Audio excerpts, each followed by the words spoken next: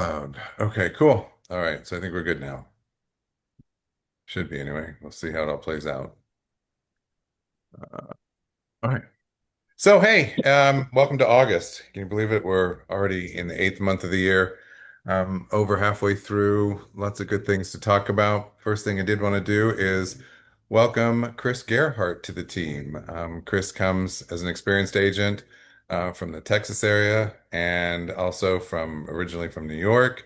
Chris, you want to pop off and say hi? Pop off mute and say hi so everybody can see your face. Hi, everybody. Over on the right, so should have popped up. I'm looking forward to having her on board. Thank So you. thank you. Welcome, Chris. Get to meet her face to face maybe next month. So what's up? What's up? What's up? Let's just talk about a few things.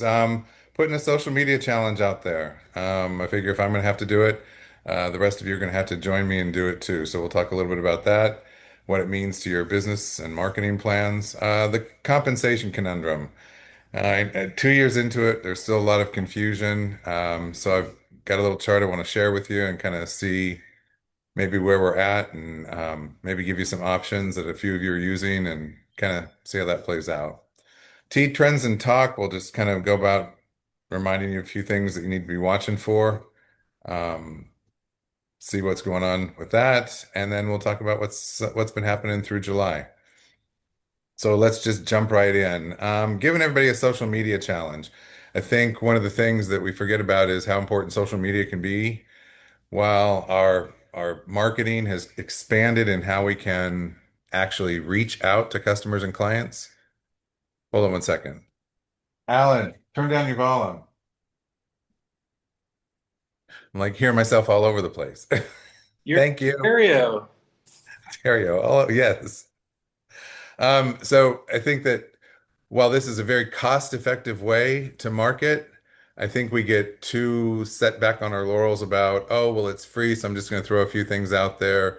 We forget about follow-up. We forget about maybe investing $5 or $10 here or there, depending on the platform, what we're trying to do with each product. So I'm going to give you a social media challenge to see if there's a way that we can help each other in that social media environment. But before we do that, we want to make sure that we understand how we can use social media. So one of the first things you want to do when it comes to social media is you really want to start with a strong foundation. What that means is I've got to define some clear goals. What am I trying to do with my social media? Where am I trying to put it? Am I going to try and do brand awareness? Is that the main focus? Is it going to be to lead generate? Is it going to be to get client engagement? I don't know. You have to kind of figure that out. Can it be a combination of all those? Absolutely. It can be a great combination of all those, but you have to pick one as your main emphasis because that's the message that you want, even if you're doing lead generation. So kind of watch for that. Think about it. Do I just want to do some greater brand awareness? But as part of that, I want to build client engagement. What can we use to do that? Maybe we want to use testimonials. Maybe we want to do engagement where we have a social media post that people can connect with. Tony is great about putting stuff out there that makes people laugh. Sharon is great about keeping it consistent. So there's a lot of you that are already into the social media environment, which is fabulous. But how are we using it and what are we doing to better use it? So we need to kind of identify, and these are three clear goals that you can set and how you want to emphasize your social media. But we really got to know our audience. Do we use or do we work with a lot of first-time home buyers? If we do, then maybe we want to change a message or emphasize a message in a different way. Are we looking at people who are downsizing or upsizing? Is there a specific market area or um, area within Jacksonville that we have a lot of consistency in our listings and our sales, or that we want to have a lot of consistency in our listings and sales? So we need to know the audience, the people who are there, and it's a lot more than well, what are the specific demographics? You really need to, in order to be able to have that client engagement, is you need to be able to connect with the customers. So knowing your audience and maybe looking at a little bit the psychographics, because if you're looking at the psychographics, in other words, where you can connect with people outside of age and income, it would be places that you can connect because you have similar likes or similar things in common. So if you enjoy wines, maybe, why do I always come up with that one first? I don't know. Anyway, So if you enjoy wines or foods or restaurants or what can how who are the people that you can connect with within maybe a specific geographic area and become an expert, or maybe you start talking about the different things that are going on in Jacksonville, and if not in Jacksonville, pick a market area. Maybe there's some developments that are coming around you, closures and roads, things to connect you with different clients. So know your audience, know what they're looking for. You got to choose the right tools. There are so many social media platforms out there that you have to choose the right tools, not only for your audience, but choose the right tools that make sense for you and that you can connect with. So when you're looking at the different social media environments that are out there, these are kind of the top five that people are working with. So Instagram, is your base more millennials or Gen Zs? Even if it's not that group, think about the fact that it's great for visuals. You can tell stories through reels. So, but Instagram tends to be a little bit shorter time frame, which is great because we all have short attention spans and are constantly interrupted or distracted by shiny objects. So, is this the right environment for you? Not only for you, but for your audience. So, know your audience. Facebook has kind of gotten a bad rap for being for the Gen Xers and the Boomers and a more mature audience. But it's a great place to really learn about your clients, to do some maybe searching and understand a little bit more about what their likes are, what they enjoy doing, to be able to connect with them. But Facebook is a great place to have that community news too. So if you have uh, a business Facebook page, maybe you want to focus it on a particular area, or maybe you want to start being consistent in the messages that you send there. Maybe they're geographically based or psychographically based. LinkedIn is great for industry professionals, for colleagues. If you're doing a special promotion on a new listing, LinkedIn is a great place for that because you can reach out to people within the profession within an area. TikTok, Gen Z, younger millennials, quick content, short videos, a great way to kind of move in, put some music over a video for people to connect with. Think about that too when you're using or reaching out via social media. If you're using music or something in that, does that music match what the audience is that you're targeting, or does it match what your branding is going to look like? And then YouTube, you know, we put stuff out on YouTube. I'm amazed at how many people come in and out of our YouTube channel just based on randomly falling into a search on YouTube. So thinking about that, this is a longer format. Maybe in your shorter format, you can reference your YouTube channel or push people to your YouTube channel. Maybe get more subscribers or more people connecting with you through YouTube when you have maybe a longer time frame to connect with them. Maybe you want to talk about something going on with buyers or new buyer changes or how they can impact it. But understanding your tools and then being able to use the right tools not only to match your audience but to match your brand becomes really important when it comes to how do we match and mirror and work with social media. So there's a lot more to it than just throwing something out there. In addition to that, plan ahead. Get a strategic calendar. Are you doing an annual event, an annual for your past customers or for customers you want on your base? Are you doing an annual event where you have everybody come to a certain number of people come to a specific location? Maybe you start pushing that out. But if you know what your calendar is like, you can book, or if you maybe spend, I don't know, an hour or two the third week of the month or the second week of the month, you could schedule your social media for the whole next month and not have to worry about it. You could schedule it for the next 2 months if you wanted to, but you have to know your calendar and what's going on. What are some fun things that you like to do during the year? How can you fit them into your calendar? Are there specific events that you participate in each year, whether it's philanthropically or through exercise or whatever it is? How can you put that out there into your social media and connect it with what your calendar is? You want to make your time used efficiently. So if there's stuff that you're doing, why not make it have a longer life by offering to connect with your customer base through something that they might connect with you on? Stay consistent. It's so important to stay consistent. A couple of you are using resources out there that can help keep you consistent. If you're just starting to try to get into social media, maybe you want to use something like Photofy, which is a free tool. It's static pictures, but you can take those static pictures and they're already formatted for the different social media platforms. And then you can put them right into your social media and then boost them to someplace else. So Facebook and Instagram connect with each other. Maybe you create a reel around a posting that you make in Facebook. Reduces your stress by having a calendar out there. You don't have to think about what you're going to say. You can say things that you can connect with, that you're involved with. And then support your long-term goals. What are your short-term goals? What are your long-term goals? How can we help you push that forward? How can we help you be consistent in what you're doing and connect? So if we want to do a social media um, calendar, maybe we can set something like that up. Simplify your content creation. This is why I mentioned Photofy. You got to remain authentic in what you say, but simplify the content. Pull something from Florida Realtor Magazine, pull something from the NAR website, pull something from a local newspaper, pull something. Just you may want to ask if you can reprint it, or at least maybe you reprint it and give your opinion on it. But use what's available to you. Don't feel like you have to constantly create new content.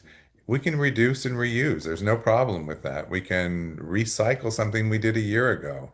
Maybe you go onto ChatGPT. ChatGPT is fantastic for getting you as many pieces of content as you would like. You can even put a prompt into ChatGPT that talks about you being a real estate professional, that you focus on a particular area, give a little bit about the psychographics of the area, and then ask for 12 posts that you can put into Facebook or Instagram, or 12 real ideas for Instagram, or 12 um, 30-second spots, topics for spots that would be great.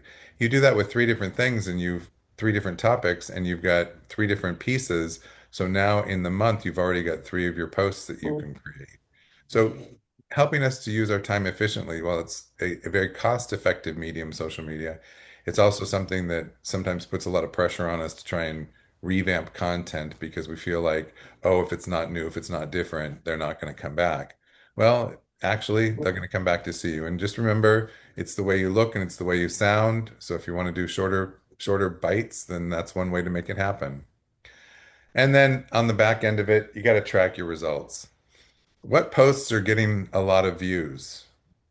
Lean into those types of posts. Be effective, be authentic, really important. Get feedback.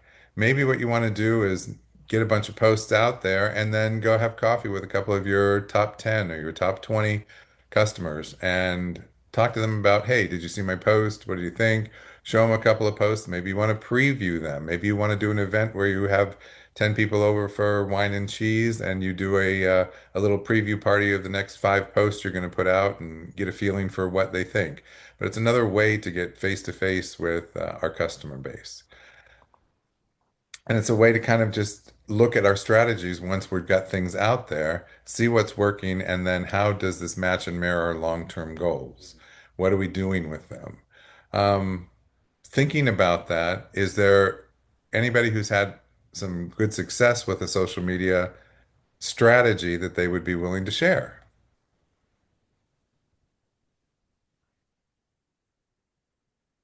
I forgot we're virtual, so everybody goes silent. Uh, Clark, I'll chime in. Not that I have anything to do with our social media, but Kyle handles all that, and he does a fantastic He job does. with it. Um, he understands the algorithms and the different things that uh, video versus photo. That's why he posts a lot of videos. Um, and I don't know, I probably have 1,200 or more realtors that are friends on Facebook. And what I see a lot of them do that seem to be really successful is video walkthroughs Mm. of their listings. We have some that do, really great videos where, they're either walking around the outside or walking around the inside. Something about the algorithm that when you do video, it gives you more presence versus a photo. I would say that stuff's all way above my pay grade, but just having conversations with him, and that's why he does a lot of the video stuff. because it reads it and sends it, and then he has all of our social medias, they're all tied together. So he doesn't have to do something for each one. There's somehow you link them. And so when he does a Facebook or a Instagram video, it's going to share it to all three. I think we use three different ones. It's going to share it to all three of those. So there's great ways to do that, but video and Kyle is he's kind of like I am. We don't want to be on camera, but he has basically trained himself that this is the way I have to do it. So whether I like what I look like on a video or not, it doesn't matter. What matters is what the algorithms and what the videos do versus the photos. And so he's great at it, but he had to make himself get comfortable doing the videos. He Cool. does do a great job. I see them and they're very interesting. And he does do a wonderful job on that. Thanks, Ed. You're Yeah, welcome. I think he's right. I mean, video is great. I think there's ways that you can take static pictures and turn them into videos. Connecting, I think, is really important for efficiency, like Facebook and Instagram connect. So, are there other platforms that you can use to connect more of your social media? So, it's stuff we need to look at. Maybe we need to get a panel together, someone like Kyle and another agent and Clark, we need to do it. We need to set the precedent. You and I need to do a little podcast. oh God, a podcast. A Okay. podcast. That's a whole nother social media Can you outlet. And I imagine think Clark that and I doing a podcast? I think it would be fabulous. it would definitely be something. I think it would be fun. It would be fun. We It would may be have to fun. put that in our plans. Hey, I like the idea. So, I mean, there's a whole nother one that wasn't even on the list, a podcast. How are you Yeah. connecting with your customers? Is there the opportunity to do a podcast? So, anybody else want to chime in on anything on social media? Recently I did a virtual open house. Yeah? Um, had 797 people attend. Wow. Let me see. And that's Brett. Brett is speaking. Uh-huh. Um, 86% of people I did not know, 14% of people I do know. 80% were from the United States, 7% from the United Kingdom, 6% from Australia, and 6% from miscellaneous. Wow. Wow. Those are great statistics. And where did you post it? Or how did you On host it? on Instagram, Reels, and Facebook. Okay. 46% were women, 53% were men. The ages, let me see, 45 years old and older, which is the demographic that you really kind of want, was 66%. Wow. So you got a lot of great demographics out Mm-hmm. of that by just doing it. You got a lot of great demographics. You kind of understand who it is and what the market's looking like where you have your listing. You may Mm-hmm. have a couple of opportunities to push something out on social media to a couple of other places. Yeah. So once you know that. Yeah. And honestly, I don't know how to do TikTok. So, so that's something I would be interested in learning. I Mhm. have a TikTok account, I think, but I've never been active on TikTok. Okay. Me either. Anyway, just kidding. I love TikTok. I love going on TikTok, but I haven't done it and I would love to also. So Clark, we may have to Okay. find a TikTok Talk about it. specialist and do a Uh, little. I think we do, and like an Instagram specialist because I'm playing around with Instagram, but like an Instagram specialist and a TikTok specialist. Okay. I have a comment quick on the demographic that Brett just said about the age group, and that's the kind that you want. That all depends on what it is that you're promoting and advertising. Yeah. Yeah, that's true. But unfortunately, first-time home buyers are now 40 years old. So, um, if you're getting a bunch of 18-year-olds, that's not working. I think it depends on the market or what you're pushing too, Yeah. because you may be able Oh, to oh do yeah. some Maybe we'll do some nice marketing to a first-time home buyer, and while they're 18, then maybe you're getting Uh, them and, maybe you're and getting them that ready for 21. and that particular home was a single story villa in a community that's not technically 55 years old and older, but when the Oops, bus stops, only one child gets off that bus. sorry, I hit the wrong button. Okay. Well, those are great Okay, good point. statistics to hear. The fact that you can even grab statistics really, I think, can help Oh, it's direct you. amazing. And I think Anthony's point is also well taken. It's like, again, know your audience, who you're targeting, what's the message you're sending, and how are you being consistent with the message. Okay, well, we're going to move on. The compensation conundrum. So, 2 years gone by. Yeah, 2 years August. Okay, so we're great. Um, We've been trying to focus on using Addendum GG, and you guys do a fantastic job of trying to make sure that you get the message across, that there's an understanding when you're writing offers. The challenge becomes not only when you're writing offers, how they receive it on the other side, but then when you're receiving offers, and then you get messages from me like, can you please add GG to this, or can you do this to that? So I wanted to talk to you a little bit about those two forms just once again. And I'm going to start on the bottom with addendum GG. And really, when you're in the offer or when you're writing your offer and you want to ensure compensation is clear and there's transparency, with addendum GG in paragraph 19, when you select that, in paragraph 20, you really need to have a statement that's a request from the buyer to the seller. That's supposed to be the agreement to a term in the contract that exists in between the two parties of the contract. So adding that statement to paragraph 20, as long as it's, notice the two asterisks, as long as it's a seller to buyer's broker. If it's seller's broker to buyer's broker, then you wouldn't put the request in there because the monies are flowing broker to broker. And then when you send your offer using GG with the request in paragraph 20, you need to add the compensation agreement to your offer. So what this is causing is not only some additional paperwork, but then it's also causing confusion on the other side because a lot of other brokerages or agents haven't been listening or kind of engaging. And so then I'm asking for things. Could it change the date in the contract? Could it slow down the process? And we don't ever want to be accused of slowing down the process of an agreement between a buyer and seller just to ensure that we get compensated. So I want to jump up to FF. I'm thinking that, I was really hard on GG when it first came out and the importance of using it, but I'm seeing a few of you use FF. It seems to reduce confusion. FF is the one that says, hey, look, I'm the buyer. I'm asking you, the seller, to give me a credit of a certain amount, and I'm going to use some or all of that to compensate the buyer's broker. So there's where the transparency is that came out of the 2 year ago rule change. So you don't need to add anything into paragraph 20, and you don't need the compensation agreement.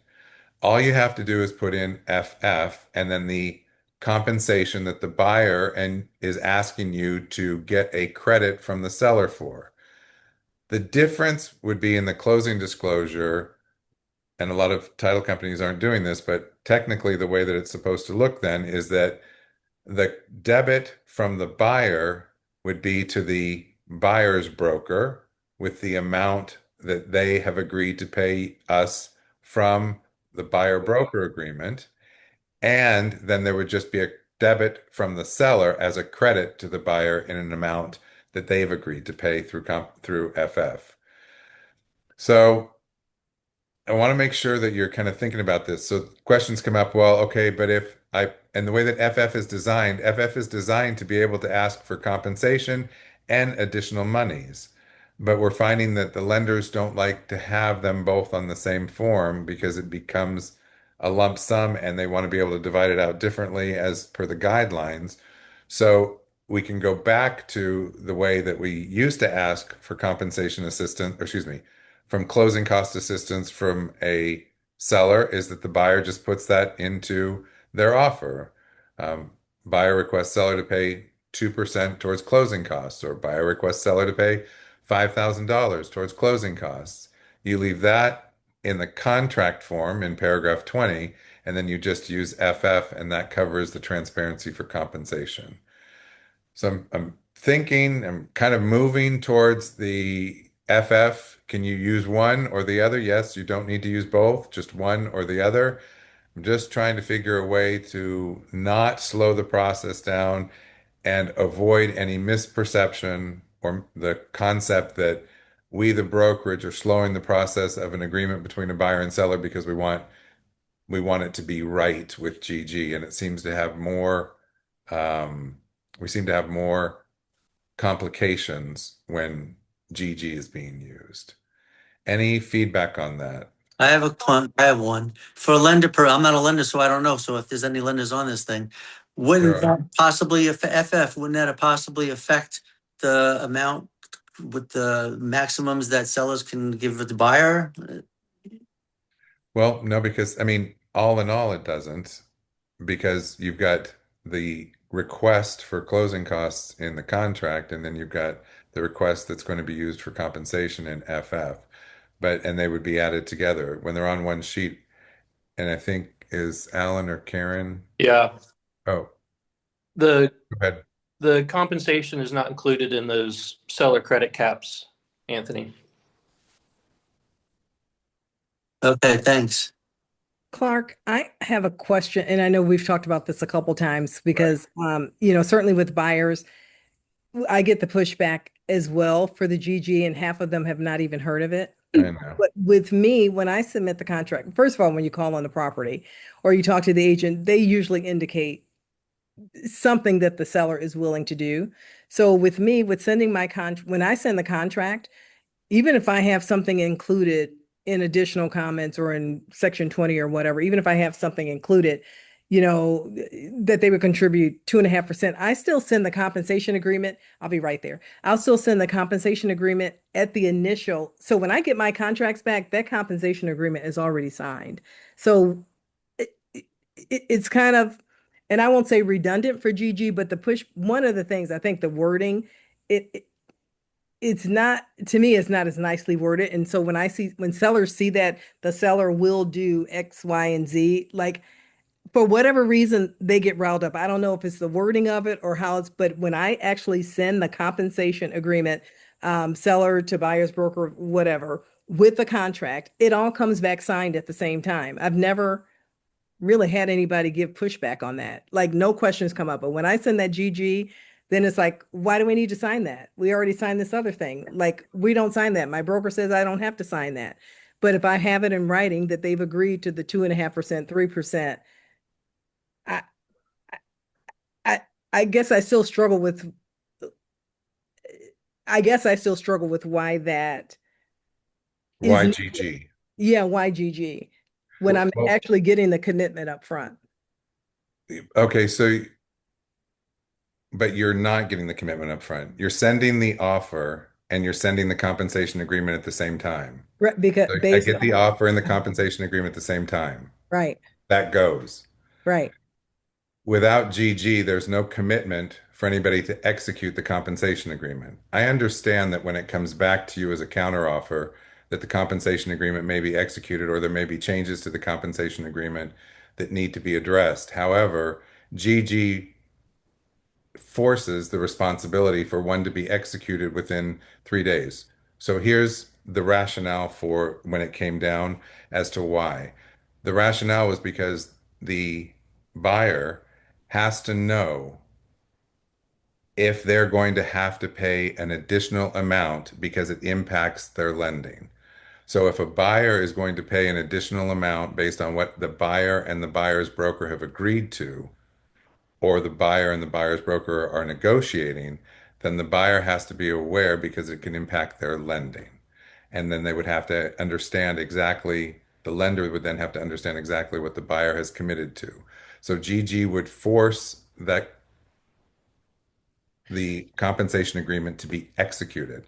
I understand you're saying, but remember, when you send it without GG, the compensation agreement could fall aside and the negotiation would then be on the other terms and conditions. I get that you're getting it back, But but it should go at the same time.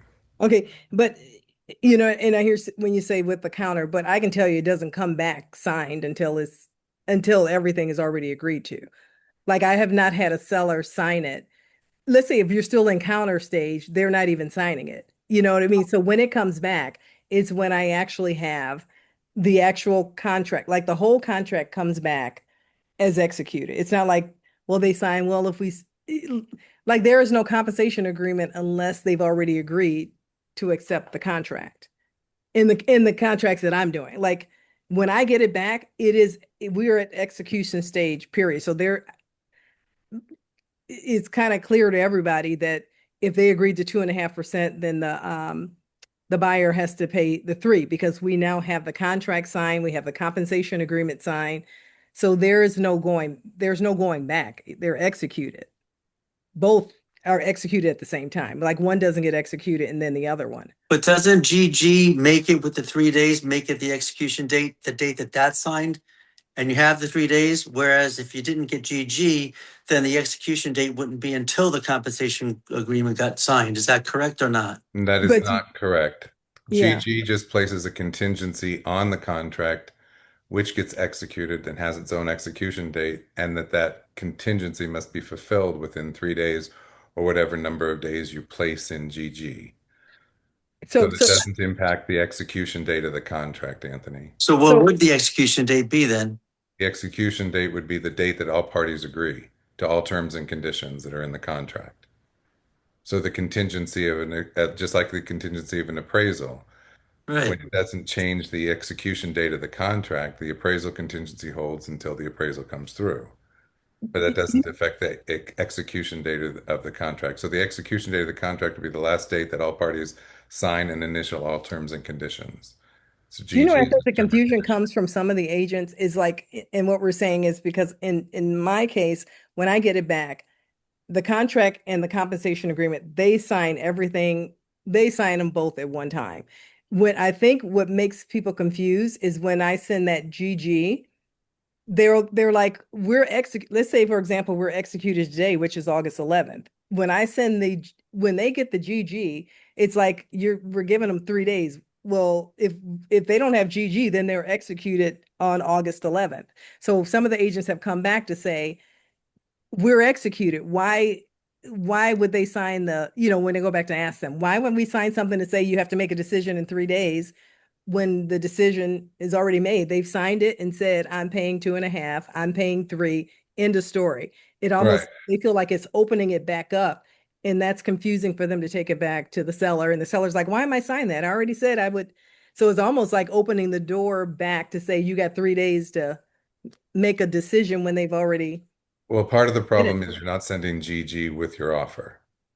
Mm, We don't usually ask you to go back and get GG executed unless it was identified in the contract to start. If you right, identify it in the contract to start and there's not an executed GG, then I'm going to ask for it. Why? right, Because I need all the forms that are part of the contract, and that was a right. form that was a part of the contract. So with mine though, So, I will send GG ahead of time. When I have the buyer, I will send GG ahead of time, but I still am sending the compensation agreement. So they're like choosing one over the other. I'd rather have that they committed to the compensation agreement at the time when there's full negotiation.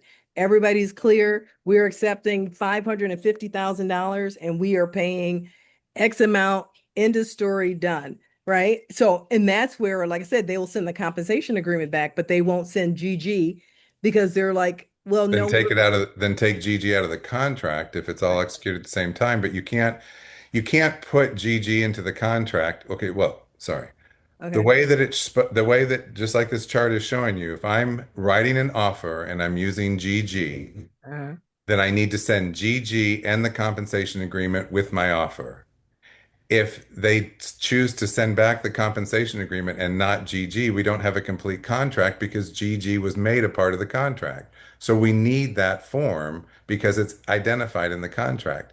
If they want to then remove GG and just send the executed compensation agreement back, then that's fine. All parties can initial to get rid of the GG as long as we have an executed compensation agreement. But the buyer still needs to know if there's going to be a differential because if the buyer is getting financing, that plays into the financing part of it.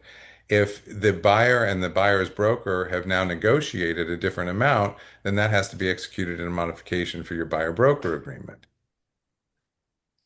So this may help if you choose to use FF instead of using GG. FF would go over indicating what the amount is that the buyer is asking for the seller as a credit, and then that money can be used according to FF. All or part of that can be used for the buyer broker compensation. And then if there's monies that the buyer is asking for closing costs, that would be written into paragraph 20.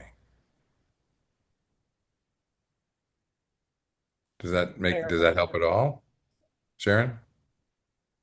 No, but it's fine. Yeah,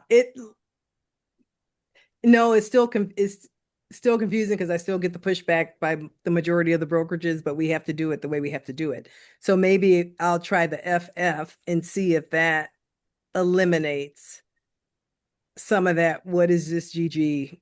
And again, like I said, no issue from what you're requiring. It's just the conversations that I have to have where we're always, either pulling it back out or they just refuse to sign.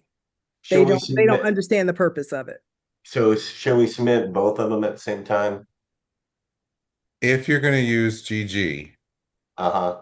you should be submitting the offer, Uh-huh. any additional addenda, lead-based paint, appraisal contingency, whatever, GG, and a compensation agreement. Those should go over all at once. If you're negotiating the compensation agreement prior to ever getting execution on the contract, then you don't have to include GG. If you include GG and send it, and they say, I'm not sending GG back to you, then you have to take it out of the contract. Otherwise, it has to be a part of the contract. If you send a contract without GG and the compensation agreement, the only thing you're doing is you're saying, okay, great, here's the compensation agreement. There's no time frame to commit to executing that. I understand, Sharon, that you're saying it's a different situation for you, but you're sending the offer with no GG, so there's no time frame to commit to complete the compensation agreement, and the buyer, if the buyer is receiving financing, may be at jeopardy because, of course, if they're having to pay a differential based on what the seller's willing to contribute and what the buyer and buyer's broker have agreed to, the lender has to know that. And the buyer needs to know that because why? Compensation is always negotiable. They have the potential to negotiate that with you based on what you originally agreed to. Okay. So if it's part of the contract, I'm going to ask for it. If you take it out because you get pushback, then and you have an executed compensation agreement, then I'm not going to ask you to go back and do GG. But if it's part of the contract, I'm going to ask you for it because it's part of the contract. And I understand I'm now asking you to go back and get GG executed, but you've already passed the 3 days and you've already passed the compensation agreement. Okay, then remove it. I just need to make sure we have all the paperwork and the pushback that you're getting from other brokerages. I understand that, except that I can't dictate how they work. This is why I'm saying to you at this point, based on after 2 years of going through every single contract that we have, I'm leaning towards doing FF because there's too many other people that don't understand. There seem to be a lot of agents that don't understand. If you have one, you have to have the other. If you have one and then you choose not to execute that one, well, you have to remove it from the contract, just like anything else. If you have an appraisal contingency and the appraisal comes I'll be right in, there. according to the contract, you have to remove the appraisal contingency from in writing. If the appraisal comes in, or if you remove the appraisal contingency, it needs to be done in writing. So the only way to do that with GG is to cross it out and have everybody initial and date it. It's the only thing I can think of, unless there's some other options. Okay. Thanks. I'm going to jump on for a second. I Yep. have a piano tuner Yep. here, but so I didn't want you to think Okay. I'm walking off because I don't You're agree worried. with No your worries, that's comment. fine. Okay. I have a Thanks. question on FF. Yeah. What's to guarantee us from getting the amount from like if you put in there the seller's going to pay? What's the guarantee? Is it the buyer broker agreement that if the buyer can't screw us because we have the buyer broker agreement in place? Is that what it is? Right. FF is just, remember, FF is a lump sum amount that the buyer asks the seller to credit them, Right. and the seller credits that amount. The buyer broker agreement, and that's why the closing disclosure should show a debit from the buyer to the brokerage rather than a debit from the seller to the brokerage. So GG would be a debit from the seller to the brokerage because there was a request from the buyer to pay an amount to the buyer's broker.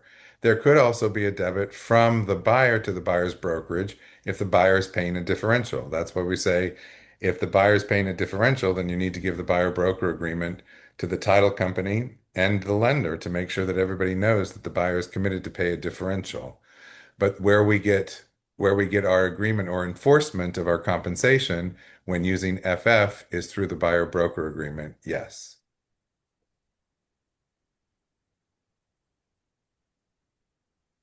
Good question. Anybody else have a question about that?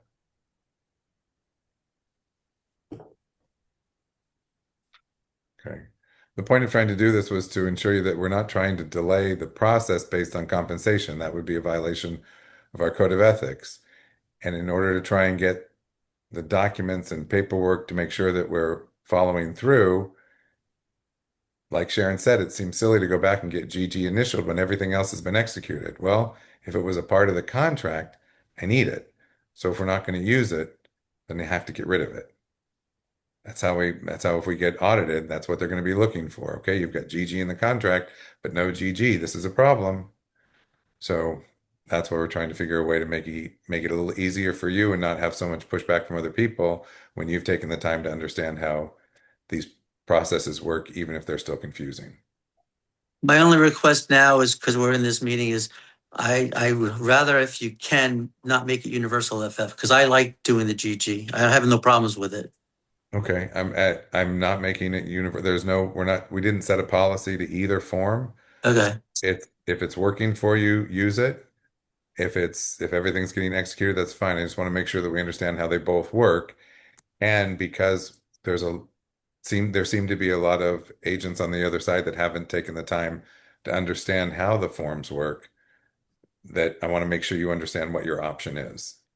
There's no policy of one versus the other. Art, can I blurt from a lender's perspective? Sure. So yeah, to your point, especially to make sure the lender's aware if the buyer is paying part of the commission, and I would suggest let us know that like the minute you're sending the contract over. Also, let us know if the buyer's paying commission early on, because if I can incorporate the realtor's commission in my initial fee sheet, and here's the amount of money you're going to need at closing, it's a much better look than if I have to come back 2 weeks later and say, oh, I didn't add the realtor's commission. Your bottom line's really this amount. So important to just make sure the lender, be transparent with the lender, so they know to quote the buyer correctly on how much money they're going to need. Okay. Thank you. Yeah, thanks for that input. And Val had made a statement. I just want to make sure I understand this correctly. She's saying, well, maybe GG is not always the best to use. Maybe use FF with the compensation agreement. Just remember, if you look at the chart here, FF, there is no compensation agreement. So if you're using GG is when you're using the compensation agreement. FF requires no compensation agreement. Why? Because FF is just a lump sum credit from the seller to the buyer that the buyer may use all or a part of it towards their buyer broker agreement. So you wouldn't use a compensation agreement with FF, only with GG. Melissa Karras has a question, Clark. Okay, Melissa. Yeah, Missy, thank go you. ahead. Yeah, because Clark and I went round and round with this not too long ago on GG with the other side. And after asking a tremendous amount of questions and coaching, to get GG to go with the compensation agreement, I'm finding that the past few agents I've worked with are filling out the contracts themselves, where previously they've all had transaction coordinators do it for them. Oh. So now the agents that are doing it themselves are realizing they're not getting the training. They're not updated. So now that's one of the first questions I asked to eliminate the whole going around in circles, getting this GG and the compensation agreement, because I do it all in tandem, send it all together at once, make sure it's all done and concrete, because I know Clark's going to check on it and turn it back. So it's now just dealing with the other side and educating them and trying to get them to go back to their broker to make sure everything's satisfactory. Otherwise, you hate to hold it up. You don't want to. Right. All the paperwork's got to be, all the ducks got to be in a row. So Yeah. thank you for Clark for Yeah. time for all that. Yeah, of course. Thanks. I appreciate that input too. So yeah, I mean, it's the reason I'm trying to open this conversation up to FF after using GG so consistently and frequently is exactly what Missy's talking about, is on the other side, there seems to be a lot of confusion, and we don't ever want a contract between a buyer and seller to be slowed down or held up based on a discussion over compensation or the execution of the paperwork to ensure compensation. We deserve to get paid. And what we're finding is that maybe, depending on who you're speaking with on the other side, FF may work better for you because you don't have to have the compensation agreement. I just want to make sure we know we all have options. So, we good there? All right. More fun than ever before. Woohoo! You know my comment, Clark. I do. It starts with F. Anyway. All right. Why FF and GG always takes a long time on these meetings for some reason. I know. I'm sorry about it, guys, but I know how much you hate the role that I play with app files, but I just want to make sure that we're all kind of, you have options. If you have confusion or if is anything, let's talk about it, and I can try and help you get it all together. So just some reminders. Please ensure that your photos in MLS are accurate and depict a true vision or version of the property. If you have a kitchen, painting all the cabinets a different color to try and lighten the kitchen, I think it's a great way to show options for your property, but I would not put that in MLS. But please make sure that if you're doing, I'm sorry, not if you were virtually painting the cabinets, not actually painting the cabinets, please just make sure. There's a lot more problems with photos lately. And if you see something, say something. It's anonymous. You can send it in and say, look, this house doesn't even look like this. I mean, I've had a couple of you say the whole yard looked completely different. They redid the whole yard and they didn't put a photo of the current yard. And the buyer was so disappointed in the showing. That only reflects poorly on all of us, and it makes it more difficult. But What about a green yard where the photographer enhances the color of the yard? that's a little on the grayscale. You know, I don't think Putting it so. out there because I think you that's see a the lot of same. they get some spray paint and yeah, spray the yard. I would prefer that we didn't, but if you do, please show a picture of what the actual yard looks like. Please don't take out trees. Please don't take out power lines. Please don't take out anything that someone would see when they drive up or when they walk in the house. I think it's great to take and revamp the room a little bit or virtually stage it and then do a large blow up of it and put it in the house so people can see what it might look like. But be really careful on the image that you're projecting. I would prefer that we didn't green the grass. You can usually tell if it is, but anyway, you were going to say something, Anthony? No, I was just going to say I don't think it's gray line for the green grass. It's just doing the service to the seller when the buyer gets there and sees the dead grass. There's no grass. Yeah, but it's your out first there impression. and they're doing it. Yeah, it is. She's Yeah. right. I know it's not, and it's setting off a bad first impression on the house.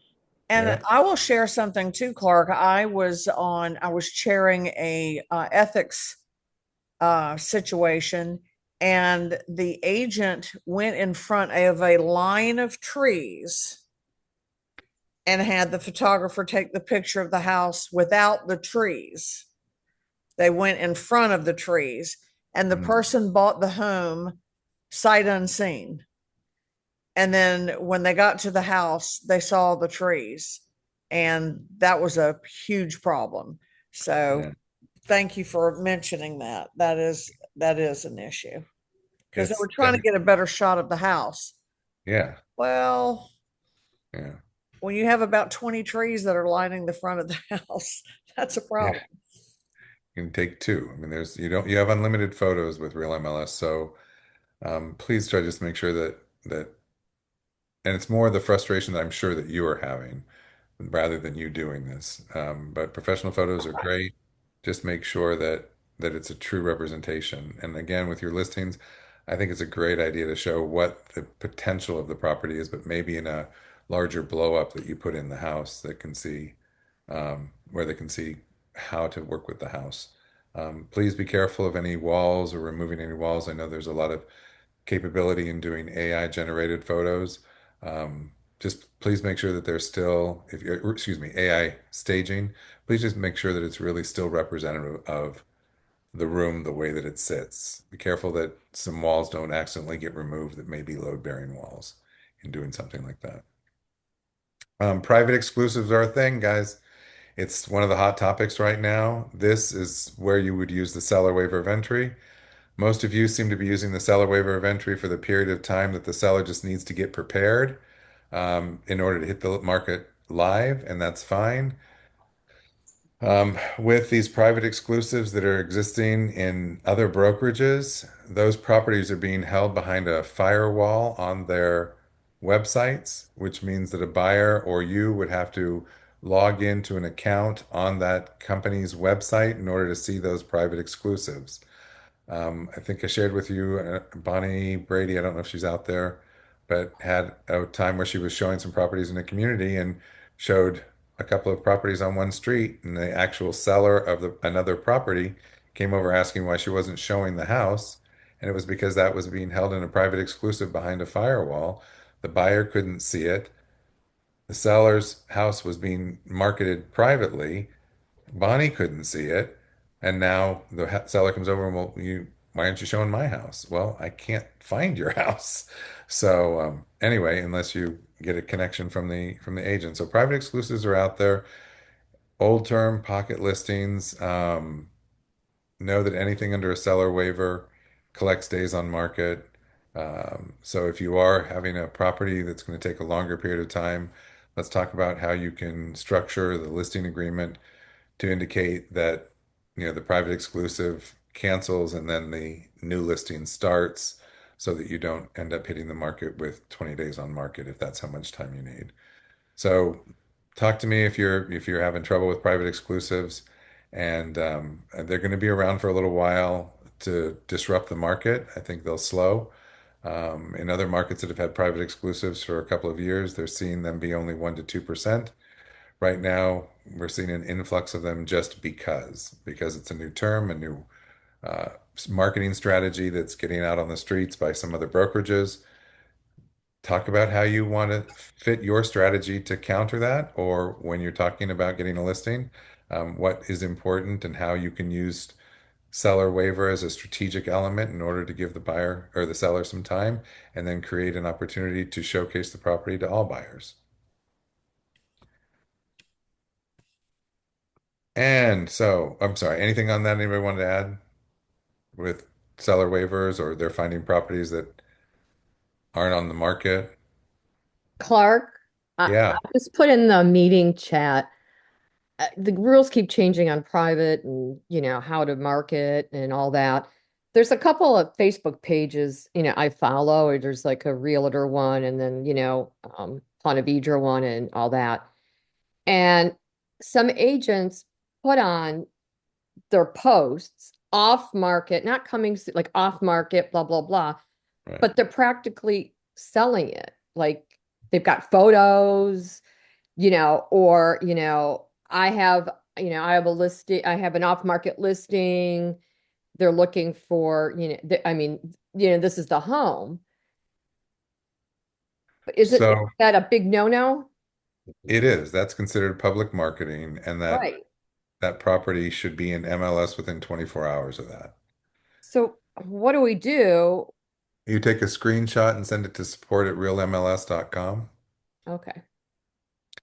They That's still happening have to have, a lot more. I don't know if it's because people have started doing that and it's kind of the norm now. so here's the deal. Sorry, but okay, so if you have something under a seller waiver of entry, you cannot publicly market it. If you publicly market it, it's supposed to be in MLS for all realtors to see within 24 hours. There's a group of brokerages that are fighting that and saying that's not right. You can't dictate to us how we market our properties. We want to market our properties this way where we keep them as exclusive to us and that they're only available for consumers who come to our website, create an account, which means they get their information, and then they can see these properties that we have exclusive contracts on. So the argument right now is, should they be able to market it publicly? And right now, according to Clear Cooperation, which is an NAR rule, they are not allowed to market that publicly. Can I, as an agent, have a listing that I have under seller waiver of entry? So I listed it on August 1st, and I put it as a seller waiver of entry until September 1st. So for those 31 days of August, can I market that publicly? No, I can't market that publicly. Can I speak to anybody in my brokerage about that listing? Absolutely. You can speak to anybody in the brokerage about that listing. Can I speak to agents or agents at other brokerages outside of our brokerage? Yes, but it has to be one-on-one. So you can't mass market that property. I can't mass market that property to a bunch of agents outside of our brokerage through one mass email. I would have to call those agents one to one, one to one, one to one, one to one, and let them know about my listing. And that's fine, even under what we call seller waiver, or which is also known as private exclusive or pocket listing. So that's one fight that's going on right now, is that these brokerages who fall under one umbrella are saying, no, we just still want to market them publicly, which is what you're seeing. And then you're seeing not only from those brokerages, but you're seeing other agents say, well, if they can do it, I can do it. So now they're putting them out there publicly. The best way to do is take a screenshot and send it over.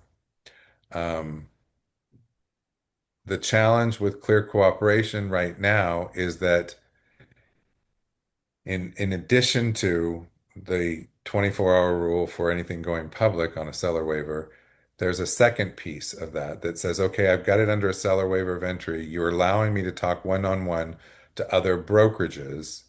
So if an agent from another brokerage now wants to show my listing, can I do that? Under the current rule says that a showing is public marketing. So if you let that other broker come into that property that you have listed. So I listed, I'm under seller waiver of entry. I call Susie agent over at ABC Brokerage and I say, have this listing. She says, I want to see it. My clients would love it. Great, fine. Let's come in on, Wednesday. Now, after I show that on Wednesday, I have 24 hours to make it public in MLS, according to the NAR rule, that a showing is public marketing. So right now, the argument is with NAR, you have to remove showing, because if you keep showing as a definition of public marketing, when I talk to Susie agent and I say, okay, great, you want to see the property? Terrific. You need to either cancel your buyer broker agreement so that I can sign them up and pay you a referral fee, because I can't show you the property, because otherwise that would make me have to go public, and the seller's not ready to go public or doesn't want to go public. They're going to be permanent. So there's an argument now to remove showing as a public marketing tool, which would force the property to go active in MLS. So there's all sorts of stages going on right now about it. So right now, if you're seeing something on a Facebook page, a public Facebook page, that is a property that's not in MLS, that should be sent over to MLS to ensure that, one, they have a listing agreement, and two, that property should go public or should go into MLS so that every agent has an opportunity to show the property. Does that add more mud for you, Chris? No, there's just a lot, there's just a lot of things in the swamp in the mud, I guess. There is. I There mean, is. I'm looking for one. I mean to show, and it's this person actually put on the Ponte Vedra thing private listing, and it's on his Instagram account. I'm taking a screenshot. Yeah, I mean it. that's public marketing. Does it say what brokerage he's from? Let me see. I'm just looking right now while I'm trying to listen to you. Oh, and I But that did. Florida Home and Mortgage. Oh, okay. Let me, yeah, I can. All right. Anyway, so Okay. um, Okay. all right. So I did forget to mention one thing I think that was on the slide, and you may have read it. You guys, in your social media, because I'm trying to get you to do social media, in your social media, any posting you make in social media, whether it's a listing that's coming soon, a listing one that should be out on social media is a listing that's coming soon, a listing that's active, you need to identify yourself as a realtor. Whether you're listing in your own home for sale as a for sale by owner, and you're thinking, oh, I don't have to identify myself as a realtor. You do, according to the Code of Ethics, you do. So just make sure that it has your name, comma, realtor, or that within the first paragraph, somewhere before you have to click on more, it says that you're a realtor. Somewhere in there, according to the Code of Ethics, from the moment a consumer sees that ad, they have to know that they're working with a realtor. So I forgot to reinforce that um, as I'm talking about social media challenges. All right. Setting the pace. Wait, sorry. Did I miss anything? Did I miss something in comments that I can't see? Uh,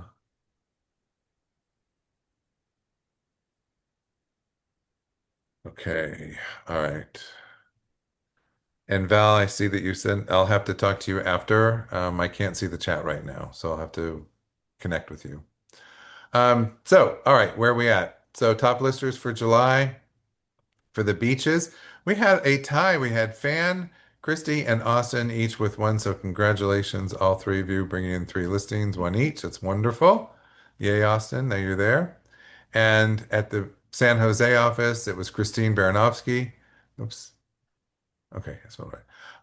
For San Jose. And then on our teams, it was Tony Gets You Home team with another one listing. So congratulations, company tops goes to Christine. So congratulations. I don't know if she's out there. I think she was still up in New Hampshire. For sales, congratulations on sales, tops in sales at the beaches. It was Sharon Mills with three. In San Jose, it was Renee Hansen with three. And over in our teams, we had Linda and Selby with one. So congratulations, everybody in your written business, with the company tops being Sharon Mills. Congratulations, Sharon. I think she's back from piano. Okay. Thank you. Yes. Um, all right. And then in closed production for July, our tops closed. We have at the beaches was Mark Tudor with 1.3. At San Jose, it was Delilah with 4.3, knocking it out of the park. Very Yay, nice. Delilah.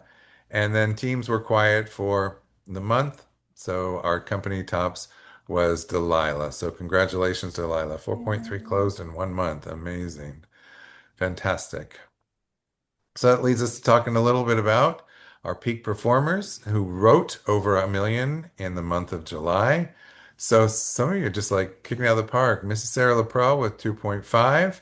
And then we've got Troy with 2.2 and Sharon with 1.5, Renee with 1.3, and Linda and Selby with 3.6. So Wow, congratulations, written in July. that's July was an wonderful. odd month. So congratulations, everybody. And closed over 1 million in July. We want to congratulate Delilah, 4.3. Woohoo! A number that definitely needs repeating. And then Mark Tudor for 1.3 also. So good numbers, closing over 1 million in 1 month. Pretty fantastic. Thank you guys, everyone.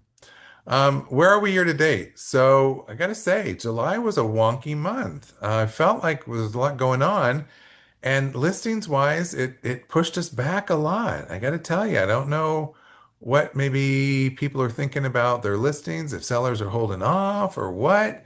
So we're a little behind on our listings by I think 27.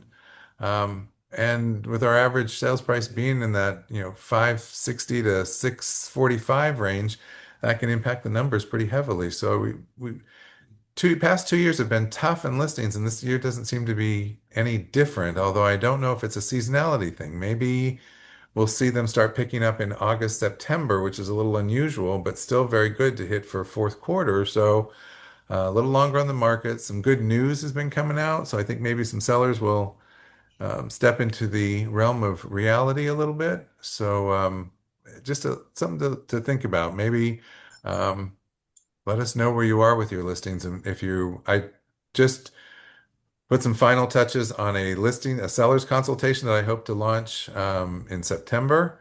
That we can then, I've got it all set up, and then if you take about an hour, hour and a half with me, we can customize it for you. So you have your seller consultation, and I should have the buyer one done by probably middle of this month. Oh, we're already in the middle of this month. Okay, so by next week, I hope. But tried it out on a couple people, and it seems to be well received. So I'll get it out there, and then if you want, we can take an hour and fill in the pieces that are custom for you. So you have a buyer consult and a seller consult. Sometimes, whether you use them or not, they're good to have. Sometimes it's a nice piece to send the day before you get there for your consult or for your meeting. Maybe it's something you bring and drop off. Maybe it helps guide you through a couple of pieces. But a lot of good information in them pulled from a variety of different places. So hopefully that'll help. For our written business, so it was a good written business month for July. That means that hopefully our August and September months will be good. We wrote 16.8 versus 19 last year, so a little bit behind last year by about three. But overall, our written business is still ahead in numbers, in volume, but a little behind in number of transactions. I think obviously reflective of the market. Excuse me. And then in closed, our closed business was a little bit off. We're at 12 million versus 21 million last year. Went from 14 to 12 for June to July. So we're a little behind in closed by about 8, but based on our written business, I think that we'll be able to make that up August, September, because you're continuing not only to write business, but it looks like we've got a bunch of those things closing August, September. So I think we'll pick that back up. A little off from where we want to be if we're looking at 180 to 200 million for the year. So may need to figure a way to have a push for the end of the year. But a little between listings and closed, a little like interesting. What's going on? Where's the market? What's hitting? What's not hitting? What's the news saying? How's that impacting sellers? Or are they becoming more realistic in their pricing and they're realizing, or you're helping them become more realistic in their pricing, they're realizing that they need to wait a little bit longer? Not sure. Anything anybody wants to say about that? Pushback that you're Parker, getting? I find that a lot of my people that have called that said they wanted to list, again with the news and all that, Yeah. what's going to happen here, and you try to move them past that. But many of them is really where are they going to go after, So it's almost like the people that are actually moving are those that are being transferred in or have somewhere to go or having some type of life change versus just a casual, let's wake up today and go find a house, So, and I think at some point they'll be tired of waiting the market out. Sure. But several of them have just put things on hold. And I have a few more calling now because, again, now we're in the second half of the year. So Sure. whatever they thought would happen or not happen at the first half of the year, I think they don't want to wait out a whole nother year. So I do see them peeking their heads out. But I think it's just more where do we go after after we put the house on the market. Next. Yeah, what's the next move? Yeah, what's the And then next move? what's the mindset in the market with everything they're Yeah. hearing? Yeah. Yeah. Like it's two really great points. Anybody else want to throw anything out there?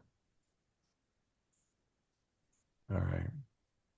So through June, I just wanted to share our top 20. So we've got Maria at 11 million through June, Sharon with almost 10 through June, Hazel with 4.6, Dee with 3.7, Delilah with 3.7, doesn't include this month, Karen with 3.3, Liz with 3.2, Renee with 3.2, um, Gina with 2.5, and Nick with 2.2. So congratulations all, and Linda and Selby with 2.1.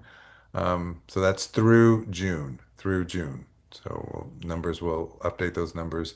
And everybody can double those. I'm good with that. You good with that? Anybody All right. wanted to ask? In case you were and we would curious, be too, for sure. just in case you're curious. So, Audrey, before we move on to our partners, is there anything first? It's wonderful to see you smiling and up and Yeah, about and I'm doing good. so well. So, Yes, I am doing well, and so looking forward to the rest of the year. We are working on I haven't gotten the confirmation back, but we are looking at having our company breakfast next month. And so we'd love to have all of you there. We're not going to do virtual if we're doing a breakfast. So we'll get that out to you. We're just getting confirmation on the date. Clark and I battle about the virtual. We like to see you there, and hope that that even without a breakfast, that when we get back together, that you all will make that a habit of once a month. I want to thank Clark for these meetings, and putting all this information together looks easy, but it's very time consuming, and it's great to have the energy and have the people there for the meetings. It's once a month, second Tuesday of the month generally. And if we can get everybody to do that, sometimes it gives you an opportunity to market your listings to some of your colleagues. And we know it makes it a lot easier when you're dealing with another legend agent. When you're selling your property, it makes it a lot easier. And because you're definitely the cream of the crop. And we're so proud of all that you do and all that you represent. I was talking with Glenn East yesterday, who is our association executive, and he said, I just love you guys. He goes, we never have any problems with anybody coming from Legends. And he says, it's always such a pleasure to see that a company that knowing Linda and Selby for so many years, and I myself have known Glenn for 30 plus. And he says, you guys never come across as having any negative connotation with it. And he said, any problems or calls that come through, I know it's never a Legends agent. And so we're some wood, so I could knock on it. And that's nice to know, because if something should ever happen that we do by accident, our competitors know that generally it's a true mistake, and they don't try to nail us against the wall for something like that. So it's nice to know that we have the cream of the crop. And so thank you guys for all the hard work that you do. Clark and I both are very appreciative of your time, energy, and effort, and how you represent us as a company. thank you. And please don't hesitate if you get into a situation where you're double booked or you need somebody to closing. We'll do our best to represent you well. If you need someone to go to a closing for you, we find, with some of the changes in the market, that sometimes things come up at closing, and it's nice to have a face there that can maybe help make some decisions or guide your clients through. So if you need help with that, please don't hesitate. We are so grateful for all that you do. Not only that, but that you do well. So let us represent you if we can to help you out if you get into a tight situation, so that you have somebody at your closing for you in case there is something that needs to be addressed. And we're happy to try and help with that. Thank you, Clark, because that is one thing I will tell you, I think that sets us apart from a lot of companies, especially if you've got an out-of-town buyer and an out-of-town seller, is that we want somebody at the closing. If something goes south, you should be there at the closing to at least get, go there and get your money. But more importantly, be there in case something goes wrong. And even if one party isn't there, your party isn't there, you should be there representing your customer or your client. And if you can't, please Clark or myself, one of us will go and represent. And so no one should go to a closing and be there by themselves. They're spending a lot of money, and that just doesn't make us look as professional. And so please let us have the opportunity to do that for you if you can't be there. Thanks. All right, and to our valued partners, I know that we've got quite a few out there, so that's great. Let me see. Ed, are you still available? Thank you for your comments earlier. If you're still available and would like anything to share anything, please pop on. Just grateful to be able to work with such amazing professionals, and if there's anything I can ever do for anyone to be able to help out with, if you have questions or anything about, whether it be inspection wise or home services, anything like that, please feel free to reach out. We want to be a resource for y'all. Thank you so much. Thank you, Ed. And I saw Karen. Thank you for your comments, Karen. How about you? Hey, hello. Good morning, everybody. So I just want to make sure you guys know we've got a loan for just about everybody nowadays. We've really come out with a lot of creative programs. I'm currently working on a renovation loan for a fellow that bought his house a year and a half ago. Now he's adding rooms onto the house. I'm working with an 80-something-year-old who just lost her husband and is trying to figure out what to do. And she seems like a good candidate for a reverse mortgage. I'm working with a bartender, and we're doing a bank statement program so we can count his cash tips. Let's see what else. Our FHA loans now go down to 500. Not saying anybody who has a 500 credit score can get a loan, but I mean, things have loosened up a good bit. So if the bank or the credit union says no, please don't assume that that's the end. We've got some great creative products. Thank you. Thank you, And Karen. I see Landmark out there, but I don't know who it is. If you'd like to pop on, that would be wonderful. Is that Dennis or Britt or? Okay, and I think, oh, yeah, Alan, I'm sorry. Hello. Hey, Alan. He's only 2 doors away. I think I should probably remember, but oh well. I'm still here. Go ahead, Alan. How can Oh, okay. Thanks. It's a great day to be in real estate. Yesterday was a great day. Tomorrow is going to be a great day. And we're happy to be here, right? So, number one, the economy. Inflation is expected to go down tomorrow, which is going to help rates come down as well later, especially with the weak unemployment data that's come in. So that's your Econ 101 for the day. Good news. Bad news for the economy is usually good news for mortgage rates, but it's not really bad news. It just means inflation is getting under control. The core CPI readings, they come out tomorrow, and we're supposed to go from 2.5 to 2.4. So small increments, but heading in the right direction. What does this mean to us? What's the reality of it? Well, the Fed probably won't be looking at raising interest rates anytime soon. Their two main directives are controlling the unemployment rate and controlling inflation. And both of those have become much more manageable, which is great, which means when the Fed changes interest rates, your car loans get cheaper, your credit cards get cheaper, your overall cost of living gets a little bit cheaper, which helps people feel more confident to go out and buy a house. So there's definitely psychology at work in that, which is really good. So tomorrow you'll see in the news about the inflation reading. Interest rates are pretty stable right now. They fluctuate from day to day. There's no more government backstop like there was during COVID, artificially keeping rates down in the 2s and 3s. But I proved somebody today with average credit at 6.3 and a VA buyer at 5.7. So rates are manageable. You can get it with the 5s, especially if you have a seller credit to pay closing costs. So that's really helpful. And I too have joined the video group. I don't like being on video. I never did, but I've embraced it. I've changed my mindset a couple months ago, and I send out 3 videos on text a day just to keep in touch with people, and it really works. and being genuine, being authentic, mispronouncing words, running into the wall or the door while you're walking and talking. It's pretty funny, but all that is just makes you human and relatable. And it's really helped me get more comfortable with it. So, and it's helped actually brought in more business. So, that connection is really important. That's all I got. Thank you, everybody, for all your help and support.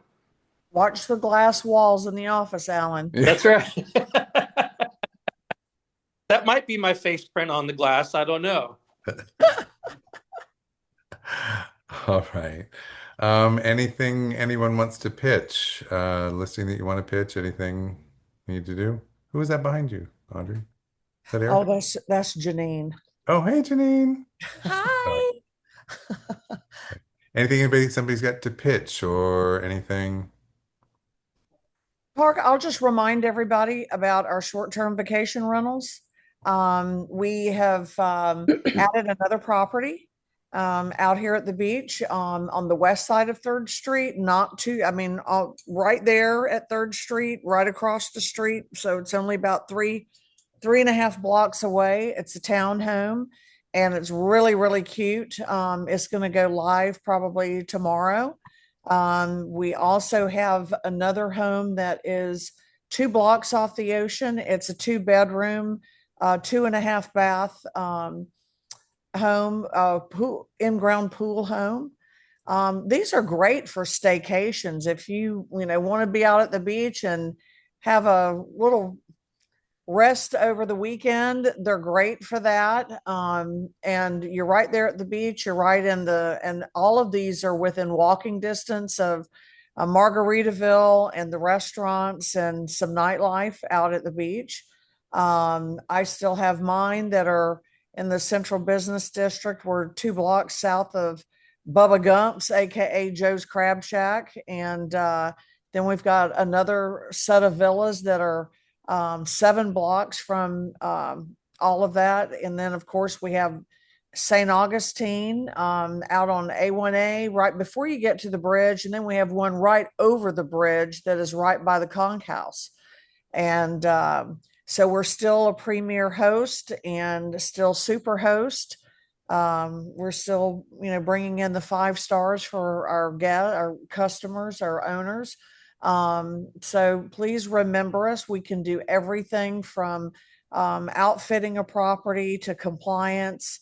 And so Janine has been, I've been handing over the ropes to her. She's been doing a great job as a co-host and teaching her just a few more things, and she'll be ready by the end of the year to take over and totally hosting those, so I can get away from that. So don't forget us if you have a customer that is looking to do that. I also put my quad, put it out there. I'm not quite ready to put it into MLS yet, just trying to kind of see what the off market is for my apartment building. For those of you that may have an interest or have some customers interested, 3 of the units. We have a 3-bedroom, 1.5 bath with a Florida room, a 2-car garage. We have 2-bedroom, 1-bath units. Both have a 2-car garage. And then it has an efficiency, which is almost like a hotel room, king size with a little bistro table, full kitchen, bathroom. They've all been renovated. The roof it's less than probably maybe 8 to 10 years old, if that. It's been done on the outside. We are working on the landscaping and replacing one of the double car garages. And we have a good track record for those 3 units. One of the 2 bedrooms has not been fully redone, just the bathroom and the flooring on that unit. And there will be special provisions on that because I do have a long-term tenant, which is actually Jonathan. He's just got his permit today to start his house behind mine. So I'm trying not to boot him from the quad if we can help it. But I am asking 2.4 and those other units are totally furnished, and we've got financials that we're putting together for that. So if you have someone that's interested, and I will pay a commission. I don't know about the FF and GG Clark on that, but I will pay a nice commission on that. So if you have anybody that's interested and wants a tour, I can make it happen. Cool. So did I do anything illegal there, Clark? No, you're talking within. You don't have it listed. It's still a for sale banner. We all know you're a realtor, and you did put realtor on your post, so you're good. Yes. So yes, thank you. I know you all hate me, but that's okay. I want to make sure. All right. Just have a great day. Please hydrate. Today's going to be really hot and the air is really heavy. Be careful going in and out of cars, going in and out of cool places. Definitely hydrate. Take your time. Please watch for September. We are going to do a breakfast in September. So we won't be meeting the second Tuesday of the month. So watch for that, but that will be in person. Please also watch. I'd like to start the coffee and collaborations again in September. And I think, well, I feel like if we have a chance to at least get together and talk over things that are going through our head, maybe that'll help us either eliminate some roadblocks, get new ideas from each other, whatever it happens to be, to kind of keep us going through the fourth quarter. But it's just a matter of getting together and chatting. I did one out at the beach and one in San Jose. I'll do the same thing again, and if I change the time or if there's a time that's better, text me so I know that. A couple of you put some things in chat. Based on the way I've got myself set up here, I can't see your chat right now, so I know that Val had something in there. If anybody else had something in the chat that I haven't answered, please text me and I'll either call you or text you back. Other than that, anything from me from anybody?